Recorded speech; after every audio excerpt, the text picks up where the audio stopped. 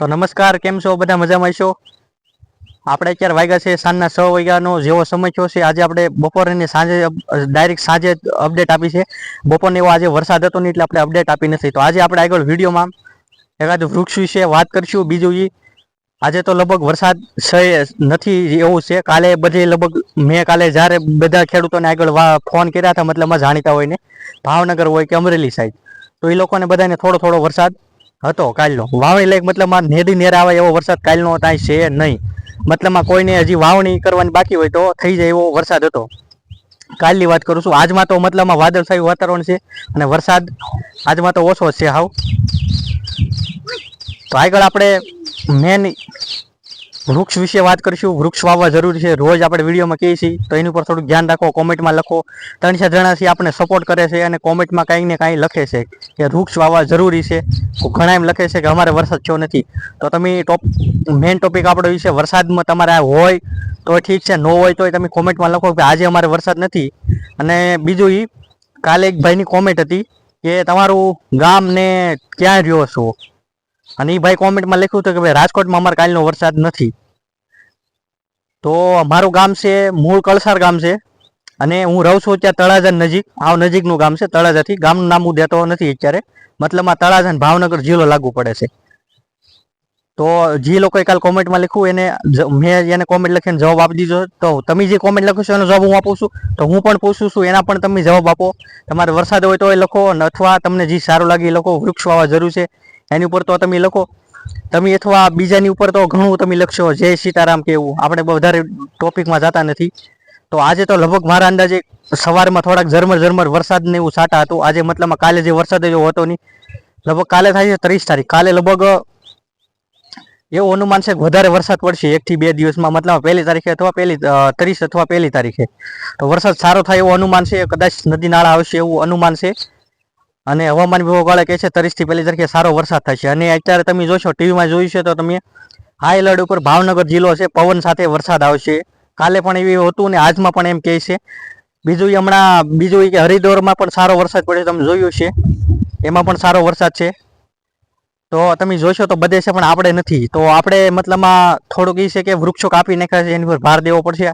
આગળ આપણે કીધું વૃક્ષ વિશે વાત કરીએ તો વૃક્ષો વધારે વાવવા જરૂરી છે. આવનારો સમય ઉનાળો આટલી તકલીફ વાળો આવશે. અત્યારે જે ગરમી પડતી છે ને ડબલ પડશે અથવા 3 ગણી પણ પડી શકે છે. અત્યારે તમે વૃક્ષ વાવશો તો વરસાદને એમ આગળ જતા આપણે કહેતા નથી કે આવું થશે, પણ થોડુંક આપણે અનુમાન લગાડીએ. અત્યારે જો તમે વૃક્ષ વાવશો, વરસાદ આવશે તો એ વૃક્ષને લીધે પાછો વરસાદ આવશે. ગયા વર્ષે આપણે એવું થયું હતું કે એક ધારો કન્ટિન્યુ વરસાદ આવ્યો હતો, પછી વરસાદ આપણે આવ્યો જ નહોતો. એનું શું કારણ હતું? આપણે વૃક્ષ વાવ્યા નહોતા. પછી પાછા ઘણા, હું પાછું એ શોખરી કરતો છું અત્યારે વિડીયો સાથે, ઘણા કહે છે કે મેં વાવ્યા હતા. તો જેને વાવ્યા એ મારો એક મોબાઈલ નંબર બોલશે, એમાં તમે મને હાઈ કરીને અથવા વોટ્સએપ મારો નંબર છે બંને ગણી શકો છો. 97 25 45 49 97 25 45 49 આ મારો મોબાઈલ નંબર છે. આમાં તમે લખીને મોકલી શકો છો. મેં વૃક્ષ વાવ્યા છે. ઘણાને એવું હોય કે મેં વાવ્યા છે, ફોટો પાડી મોકલો તો મોકલી શકો. આપણે સમય રહેશે તો સાથે વિડીયોમાં પણ આગળ બતાવવાની કોશિશ કરશું.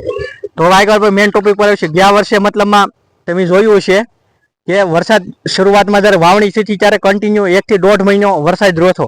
પછી મતલબમાં વરસાદ હું 1-2 નક્ષત્ર નામ બોલું છું, મને કંઈ બહુ આવડતા નામ તો યાદ નથી. મઘા કેસી એ નક્ષત્ર બહુ સારું કહેવાય. એમાં વરસાદ આવે તો મતલબમાં કંઈક મીઠું પાણી બહુ કહેવાય છે. ઘણા લોકો એનો સંગ્રહ પણ કરે છે.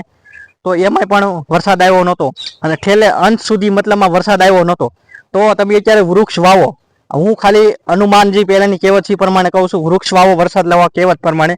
તમે અત્યારથી વૃક્ષ ઝાઝા વાવેલા છે તો વરસાદને પણ એમ મન થશે કે વૃક્ષ વાવેલા છે સુકાઈ નથી, માટે મારે વરસવું પડશે. તો આવું તમે થોડું થોડું કરશો તો આવતા વર્ષે ટાઈમે વરસાદ થશે.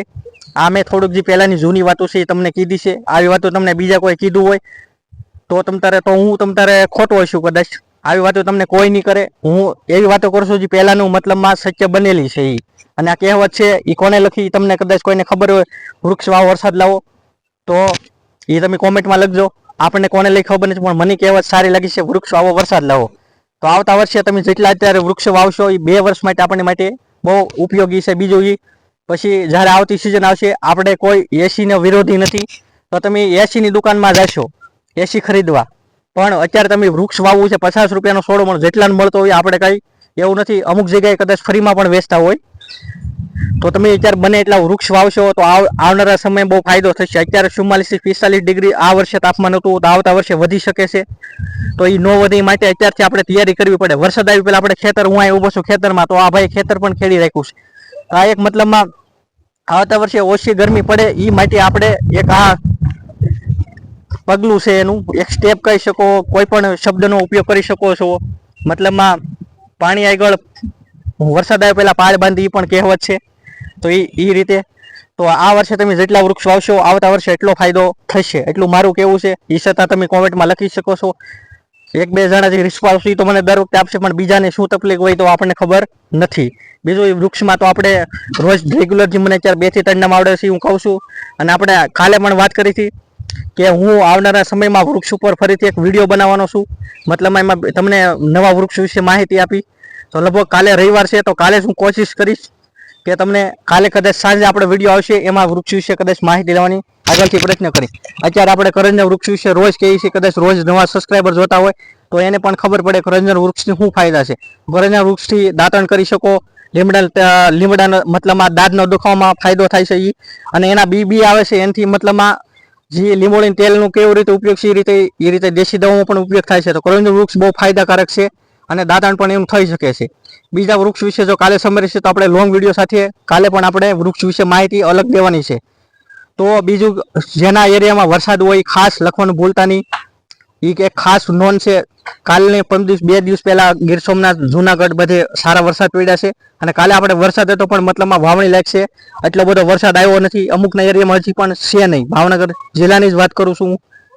તો અહીંયા આપણે વિડીયોને પૂર્ણ કરીએ છીએ અને ચેનલને સબસ્ક્રાઈબ કરવાનું ભૂલતા નહીં. આભાર બધાનો. સીતારામ.